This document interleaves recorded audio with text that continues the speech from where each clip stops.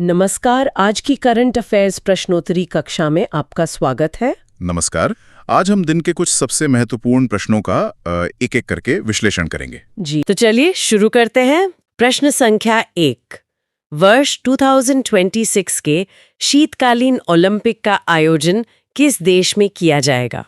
और हमारे विकल्प हैं ए फ्रांस, बी इटली, सी चीन और डी संयुक्त राज्य अमेरिका। तो इसका सही उत्तर है विकल्प बी, इटली। जी हाँ, इटली। इसे मिलानो कॉर्टिना 2026 के नाम से भी जाना जाएगा। और जहां तक मुझे याद है ये 6 से 22 फरवरी 2026 तक आयोजित होंगे, है ना? बिल्कुल। और परीक्षा की दृष्टि से याद रखें, इटली तीसरी बार शीतकालीन ओलंपिक की मेजबानी कर रहा है। अच्छा, तीसरी बार? पहले कब हुआ था? इससे पहले 1956 और 2006 में हो चुका है और इस बार इसमें 16 शीतकालीन खेल शामिल होंगे। ठीक है। अब अगला प्रश्न संख्या 2। भारत और किस देश के बीच संयुक्त सैन्य अभ्यास खंजर 13 का आयोजन असम में शुरू हुआ है? विकल्प हैं ए कजाकिस्तान, बी उज्बेकिस्तान, सी किर्गिस्तान और डी मंगोलिया। तो इसका सही जवाब है विकल्प सी, किर्गिस्तान। जी, इसका आयोजन स्थल है मिसामारी, जो कि असम में है। और ये एक स्पेशल फोर्सेस का अभ्यास है, सही कहा ना? हाँ बिल्कुल, ये विशेष बलों के बीच का अभ्यास है और अगर परीक्षा की दृष्टि से देखें तो इसका उद्देश्य याद रखना जरूरी है। क्या है उद्देश्य? इसका उद्देश्य है आतंकवादी विरोधी अभियान और शहरी युद्ध मतलब अर्बन वॉरफेयर की तकनीकें साझा करना। और ये भी याद रखें कि ये अभ्यास का 13वां संस्करण है। 13वां संस्करण, ठीक है। चलिए अब अगला प्रश्न देखते हैं। प्रश्न संख्या 3। राष्ट्रपति द्रौपदी मुर्मू ने वर्ष 2026 के लिए कुल कितने पद्म पुरस्कारों को मंजूरी दी है? ऑप्शंस हैं ए 106, बी 110, सी 125 और डी 131। सही उत्तर है विकल्प डी, 131। जी, कुल 131। इसमें 5 पद्म विभूषण हैं, 13 पद्म भूषण और 113 पद्मश्री शामिल हैं। और एक अच्छी बात यह है कि 19 पुरस्कार विजेता महिलाएं हैं। बिल्कुल। और परीक्षा की दृष्टि से कुछ नाम खास हैं, जैसे पद्म विभूषण मरणोपरांत श्री धर्मेंद्र सिंह देओल को मिला है कला के क्षेत्र में। और कला के क्षेत्र में ही सुश्री एन राजमार्ग को भी पद्म विभूषण मिला है। जी, और कुल 16 लोगों को मरणोपरांत पुरस्कार दिया गया है। ये आंकड़ा भी महत्वपूर्ण है। ठीक है, अब अगला प्रश्न संख्या 4।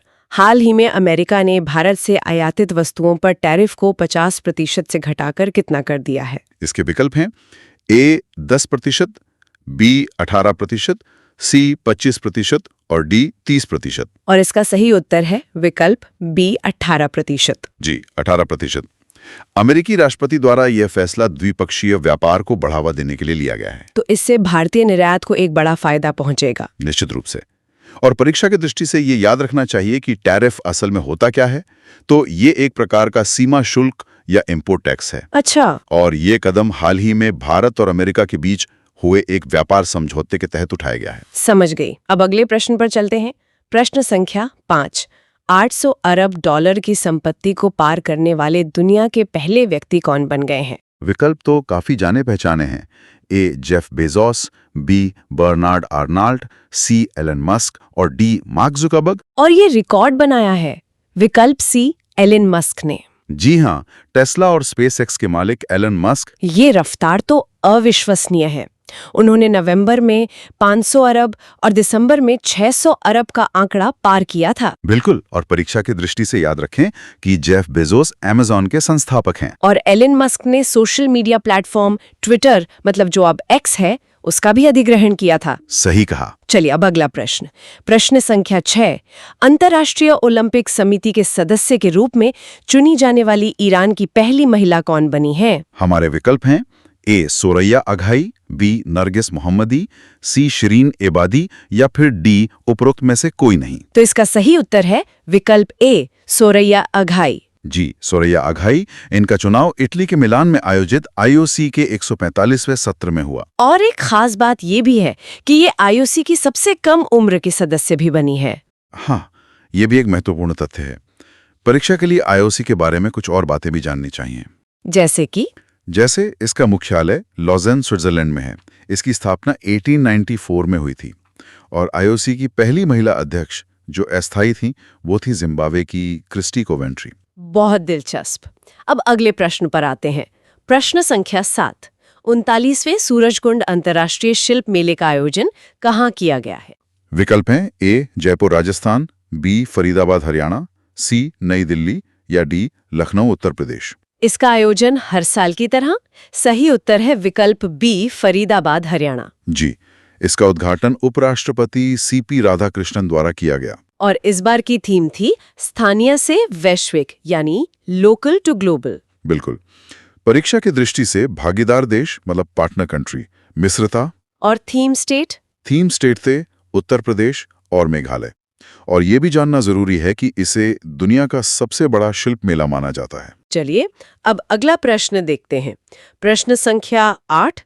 किस राज्य में स्थित आदमपुर हवाई अड्डे का नाम बदलकर श्री गुरु रविदास महाराज जी हवाई अड्डा किया गया है? विकल्प हैं ए पंजाब, बी हरियाणा, सी हिमाचल प्रदेश और डी उत्तर प्रदेश। सही उत्तर है विकल्प ए पंजाब। जी, ये हवाई अड्डा जालंधर में स्थित है और इसे नागरिक उड्डयन क्षेत्र में पंजाब का एक महत्वपूर्ण विकास माना जा रहा है। बिल्कुल। परीक्षा के लिए कुछ और तथ्य भी हैं, जैसे पंजाब के सीएम भगवंत मान हैं और हाल ही में पंजाब का पहला लकड़ी का गुरुद्वारा भी चर्चा में रहा था। और एक और उदाहरण है, गोवा के मोपा एयरपोर्ट का नाम मनोहर पर्रिकर के नाम पर रखा गया था। ठीक है, अब अगला प्रश्न संख्या 9। किस देश ने हाल ही में खबरोवास्क नामक परमाणु पनडुब्बी लॉन्च की है जो अंडर वाटर ड्रोन ले जाने में सक्षम है? इसके विकल्प हैं ए अमेरिका, बी चीन, सी रूस और डी फ्रांस। इसका सही उत्तर है विकल्प सी रूस। जी, रशिया। ये पोसाइडन अंडर वाटर ड्रोन ले जाने के लिए डिजाइन की गई है। और पोसाइडन को तो डूम्सडे ड्रोन भी कहा जाता है ना? हाँ बिल्कुल, कयामत का ड्रोन। और परीक्षा की दृष्टि से याद रखें कि रूस की राजधानी मॉस्को है। और मुद्रा है रूबल। एक और रोचक तथ्य यह है कि रूस दुनिया का पहला देश है जिसने अपनी स्पेस एजेंसी से फिल्म शूट की थी। अच्छा, चलिए अब अगले सवाल पर। प्रश्न संख्या 10। महिला प्रीमियर लीग यानी WPL 2026 का खिताब किस टीम ने जीता है? विकल्प हैं A Mumbai Indians, B Delhi Capitals, C Royal Challengers Bangalore और डी यूपी वॉरियर्स। और इस साल का खिताब जीता है विकल्प सी रॉयल चैलेंजर्स बैंगलोर ने। जी, आरसीबी ने। फाइनल में उन्होंने दिल्ली कैपिटल्स को 6 विकेट से हराया। और ये WPL का चौथा संस्करण था। बिल्कुल। परीक्षा की दृष्टि से उपविजेता टीम याद रखना जरूरी है, जो कि दिल्ली कैपिटल्स थी, जो बेचारी 4 बार फाइनल में पहुंची लेकिन उपविजेता ही रही। सही कहा। और पहला और तीसरा संस्करण मुंबई इंडियंस ने जीता था, जबकि दूसरा और अब ये चौथा आरसीबी ने जीता है। ठीक है, अब अगला प्रश्न संख्या 11। 68वें ग्रैमी अवार्ड्स में किस क्षेत्र के कलाकारों को सम्मानित किया जाता है? विकल्प हैं ए फिल्म, बी पत्रकारिता, सी संगीत या डी साहित्य। ग्रैमी अवार्ड्स यानी? सही उत्तर है विकल्प सी संगीत। जी, म्यूजिक। संगीत जगत का ये सर्वोच्च सम्मान है, जैसे फिल्मों में ऑस्कर होते हैं। और इस बार एक दिलचस्प बात ये रही कि दलाई लामा को बेस्ट ऑडियो बुक श्रेणी में पुरस्कार मिला। हाँ, ये काफी अलग था। परीक्षा के लिए कुछ और बातें भी हैं, जैसे भारतीय सितार वादक अनुष्का शंकर को 2 ग्रैमी नॉमिनेशन मिले। अच्छा। और record of the year Kendrick Lamar को मिला, जबकि album of the year Bad Bunny को मिला। चलिए अगले प्रश्न की ओर बढ़ते हैं। प्रश्न संख्या 12। 6 फरवरी को मनाए जाने वाले महिला जननांग विकृति के प्रति शून्य सहिष्णुता का अंतर्राष्ट्रीय दिवस 2026 की थीम क्या है? इसके विकल्प थोड़े लंबे हैं। A voice of girls, B and FGM, C progress, pressure and the path forward और डी स्टॉप द पेन। इसका सही उत्तर है विकल्प C progress, pressure and the path forward. जी, ये दिवस संयुक्त राष्ट्र द्वारा मनाया जाता है और इसका उद्देश्य है 2030 तक इस प्रथा को समाप्त करना। ये एक बहुत ही गंभीर मुद्दा है। बहुत गंभीर। परीक्षा की दृष्टि से WHO के अनुसार लगभग 230 मिलियन महिलाएं इससे प्रभावित हैं। और इसे मानवाधिकारों का उल्लंघन माना जाता है। बिल्कुल। और ये हर साल 6 फरवरी को मनाया जाता है। ठीक है, अब अगला प्रश्न संख्या 13। हाल ही में केंद्रीय गृह मंत्री अमित शाह ने चालकों के लिए किस जीरो कमीशन टैक्सी सेवा का शुभारंभ किया है? विकल्प हैं ए भारत टैक्सी, बी नमो कैब, सी सहकारी टैक्सी और डी इंडिया राइड। और इस नई सेवा का नाम है विकल्प ए भारत टैक्सी। जी, ये भारत का पहला सहकारी मतलब कोऑपरेटिव राइड हेलिंग प्लेटफॉर्म है। इसका उद्देश्य ड्राइवरों की आय बढ़ाना और एक स्वदेशी विकल्प देना है ना? बिल्कुल। परीक्षा की दृष्टि से ये याद रखें कि ये सेवा बिना किसी सर्च प्राइसिंग के उपलब्ध होगी। ये तो ग्राहकों के लिए बहुत अच्छी खबर है। हाँ, और एनसीडीसी की युवा सहकार योजना भी सहकारी क्षेत्र से ही जुड़ी हुई है। चलिए अगला प्रश्न देखते हैं। प्रश्न संख्या 14।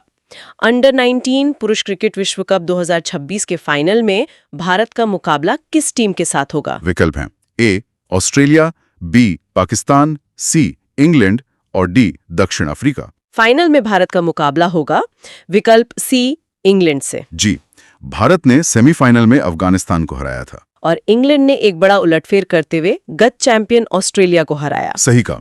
परीक्षा की दृष्टि से फाइनल का स्थल याद रखना जरूरी है, जो कि हरारे जिम्बाब्वे है। और अंपायर हैं लूबा बाउलो गकुमा और शॉन हैग। और एक बात और, भारत डिफेंडिंग चैंपियन नहीं है, ऑस्ट्रेलिया था। ठीक है।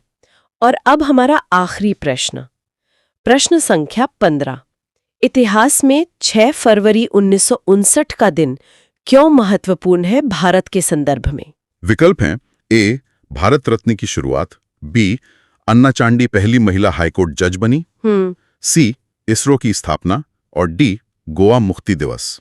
इसका सही उत्तर है विकल्प बी अन्ना चांडी पहली महिला हाईकोर्ट जज बनी। जी, ये भारतीय न्यायपालिका के लिए एक ऐतिहासिक दिन था। वो केरल उच्च न्यायालय की न्यायाधीश बनी थी और ऐसा करने वाली वो भारत की पहली महिला थी। बिल्कुल। और परीक्षा की दृष्टि से 6 फरवरी से जुड़ी कुछ और बातें भी हैं। 6 फरवरी 1952 को महारानी एलिजाबेथ द्वितीय ब्रिटेन की गद्दी पर बैठी। अच्छा। और 6 फरवरी को ही महान स्वतंत्रता सेनानी खान अब्दुल गफ्फार खान का जन्मदिन भी होता है, जो 1890 में हुआ था।